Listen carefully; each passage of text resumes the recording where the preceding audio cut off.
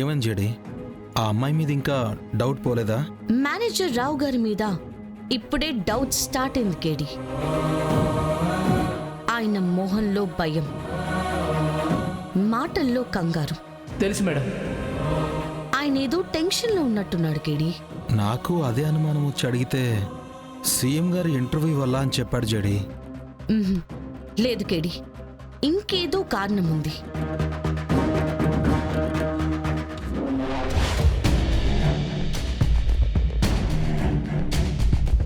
And ఆ అమ్మాయి స్నేహ మీద కూడా డౌట్గా ఉంది.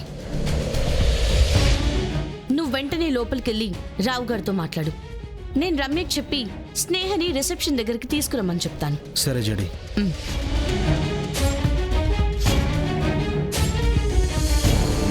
రమ్య, ఫస్ట్ ఫ్లోర్ లో రిపోర్టర్ స్నేహం తీసుకుని రిసెప్షన్ దగ్గరకు వచ్చి నాకు కాల్ చేయి. Okay ma'am.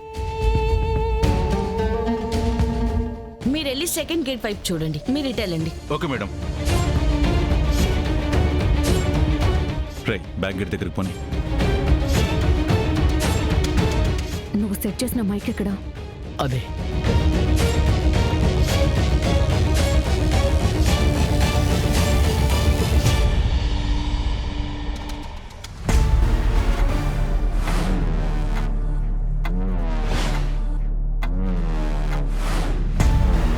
ఈ విషయం కౌశికి గారికి తెలిస్తే నా మీద నమ్మకం పోతుంది. పోలీసులకు చెప్తే వాడు నా ఫ్యామిలీని చంపేస్తాడు. ఇప్పుడేం చేయాలి?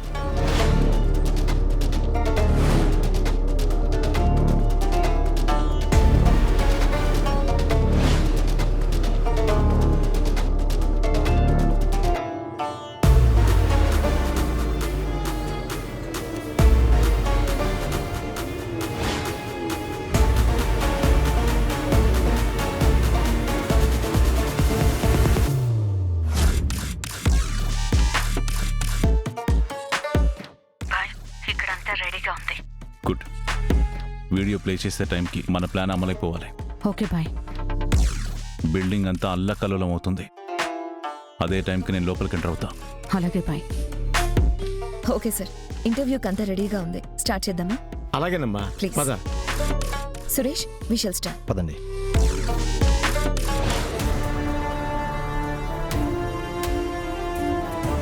గణేష్, బ్యాక్గ్రౌండ్ అంతా ఓకే కదా? జాగ్రత్తగా చూసుకో. కుమార్, టెక్నికల్ గ్లిచెస్ ఏమి రాకుండా చూసుకో. Okay sir. అంతా ఓకేగా? Okay sir. సురేష్, రెడీయా? Yeah, ready. 3, 2, 1 go. Hello sir, చాలా బిజీ స్కెడ్యూల్లో ఇంటర్వ్యూ కోసం టైం ఇచ్చినందుకు thank you so much sir. Sir, మీ గవర్నమెంట్ పవర్లోకి వచ్చిన తర్వాత రాష్ట్రంలో ఉన్న 2 మేజర్ ప్రాబ్లమ్స్ మీద ఫోకస్ చేశారు. అన్ఎంప్లాయ్మెంట్ అండ్ రైతుల ఆత్మహత్యలు. యువతకి ఉద్యోగ అవకాశాలు ఇప్పించారు, రైతుల ఆత్మహత్యలు తగ్గించగలిగారు. ముందు ఏ గవర్నమెంట్ ఈ పని ఎందుకు చేయలేకపోయారు? మా గవర్నమెంట్ చేసిన తప్పులతో మొదలు పెడతామనుకున్నా, కానీ మంచి పనుల గురించి మొదలుపెట్టినందుకు థ్యాంక్ యూ అమ్మా. చూడమ్మ కౌశికి, ఏ రాష్ట్రమైనా ముందడుగు వేయాలంటే నెక్స్ట్ జనరేషన్కి ఫౌండేషన్ బలంగా ఉండాలి. అన్నం పెట్టే రైతు బ్రతికుండాలి. అందుకే ముందు ప్రాబ్లం ఎక్కడుందో కనుక్కొని అక్కడి నుంచి మొదలుపెట్టా. లాస్ట్ ఇయర్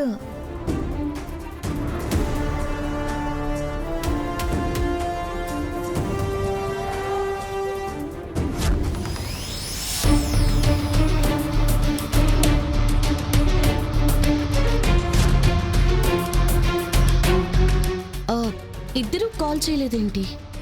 మ్యామ్, చెప్పు రమ్య. ఫస్ట్ ఫ్లోర్లో అంతా కనుక్కున్నా మ్యామ్. స్నేహ ఎక్కడా లేదు. ఇక్కడ అడిగితే స్నేహ పేరుతో అసలు ఎంప్లాయీ లేదని చెప్తున్నారు. నా పేరు స్నేహ, నేను రిపోర్టర్.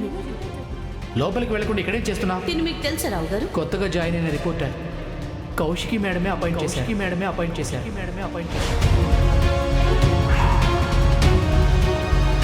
అమ్మో, కేడి.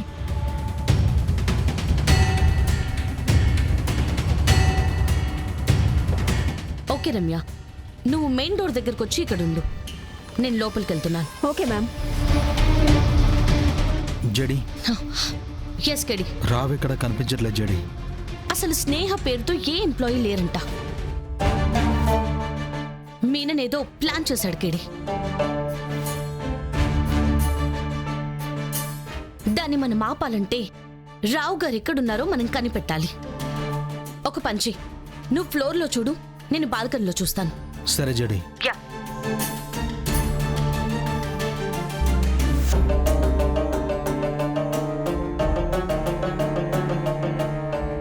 నాకు అదే అనుమానం వచ్చి అడిగితే సీఎం గారు ఇంటర్వ్యూ వల్ల అని చెప్పాడు జడి. కళ్ళల్లో కంగారు, గిల్ట్, మొహంలో భయం, తను తప్పు చేస్తున్నాననే ఫీలింగ్. తప్పు చేశానని బాధపడేవాడు తప్పించుకుంటాడా? ప్రాణాలు తీసుకుంటా.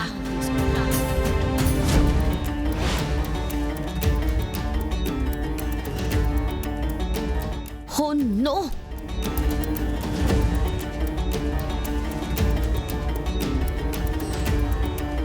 ఇంకా నాలాంటోడికి బతికే అర్హతే లేదు. కౌశికి గారికి అన్యాయం చేసి ఈ బతుకు నేను బతకలేను.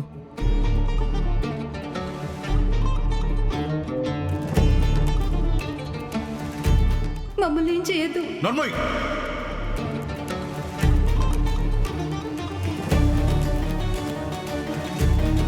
రావు గారు ఏం చేస్తున్నారు? దగ్గర రావద్దు, దూకేస్తా. వెయిట్.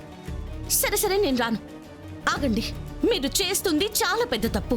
లేదు మేడం, నేను ఆల్రెడీ పెద్ద తప్పు చేశాను. దాని నుంచి తప్పించుకోలేను. నన్ను గౌరవంగా చూసే ఆఫీస్ వాళ్ళ ముందు తలదించుకొని నిలబడలేను. ఆ అవసరం అసలు లేదండి. ఒక్కసారి నేను చెప్పేది కూడా మీరు వినండి. నేను మిమ్మల్ని ఏం చేయమని చెప్పాడో చెప్పండి. ఆ అమ్మాయి ఇప్పుడు ఎక్కడ ఉందో చెప్పండి. మీకు శిక్ష తక్కువ పడేలా నేను చూస్తాను. నేను మీకు ఏమీ చెప్పలేను మేడం, నన్ను క్షమించండి.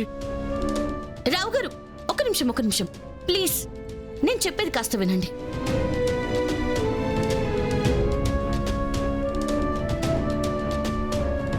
కిడి, నువ్వు వెంటనే టెర్రస్ పైకి రా, అర్జెంట్. ఓకే జడి. రావు గారు, ఒక్కసారి ఆలోచించండి. తొందరపడి మీరు నిర్ణయం తీసుకోవద్దు. మీ క్యాబినెట్లో హోమ్ మినిస్టర్గా ఉన్న తాయారుని ఇవాళ పోలీసులు అరెస్ట్ చేయడం జరిగింది. క్రైమ్ని అరికట్టడం మీ మెయిన్ మోటో అని చాలాసార్లు మీరు చెప్పారు. అలాంటిది మీ పార్టీ మినిస్టర్ క్రైమ్ చేయడం గురించి మీరేం చెప్తారు? ఇప్పటికీ నేను మా పార్టీ అదే మోటివ్తో ఉన్నాం. కాబట్టి నిన్న రాత్రి పోలీసులు సాక్ష్యాలు తీసుకుని నా దగ్గరికి రాగానే తాయార్ని అరెస్ట్ చేయమని చెప్పాను. ఇన్ఫ్యాక్ట్ అరెస్ట్ వారెంట్ మీద సంతకం పెట్టింది కూడా నేనే. క్రైమ్ చేసిన ఎవ్వరిని వదిలిపెట్టాం. కొన్ని రోజుల క్రితం సెంట్రల్ మినిస్టర్ని గుడి దగ్గర బాంబ్ బ్లాస్ట్లో చంపేశారు. ఆ కేసు ఇన్వెస్టిగేట్ చేయడానికి వచ్చిన రిటైర్డ్ జడ్జ్ రమాకాంత్ గారిని కూడా చంపేశారు.